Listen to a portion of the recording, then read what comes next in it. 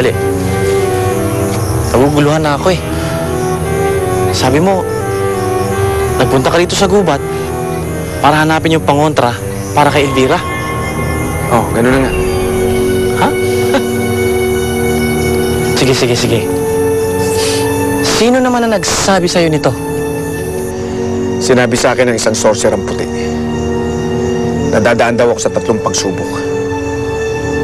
At kapag nadaanan ko yung makukuha kong susi, upang makuha ko yung kapangyarihan na gagamitin ko pang laban.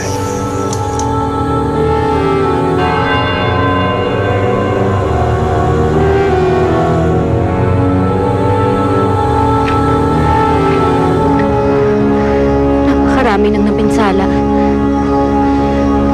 Sigurado akong mga itim na sorcerer ang may kagagawa ng lahat ng ito. Pati mga tao, pinupuntirya na nila. Hindi na maganda to. Mas lalong lumalakas ang mga pwersa nila.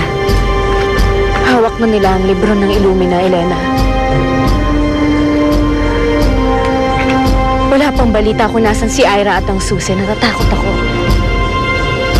Paano kung hawak na nga ng mga itim na sorcerer ang libro ng Salamanca? Delikado na tayong lahat.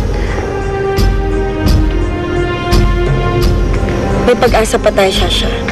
Kailangan na natin makita ang tinakdang tagapagbantay. Mas kailangan na natin makita si Romana.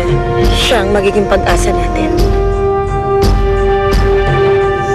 Puting sorcerer, susi, 3 pagsubok. Pare, Romano, siguro kailangan mo magpahinga muna. Pare, siguro masyado ka lang nalulungkot sa pagkawala ng pamilya mo.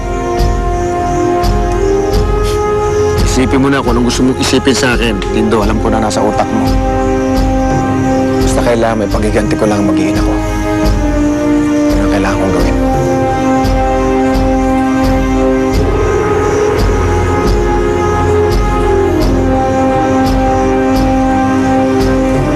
Pare, ano yun?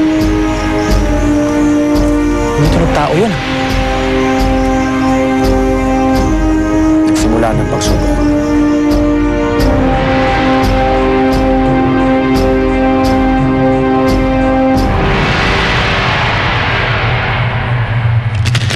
Ulit ka pa? Maawa sa'yo? Ako, harapin mo! Pamilya mo, kamusta sila?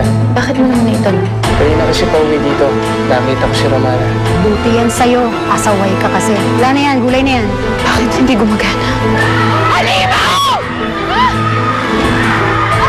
Nakapasa ka sa unang pagsubok, Romano. Kumanda ka dahil may 2 pang pagsubok na paparating. Handa ako!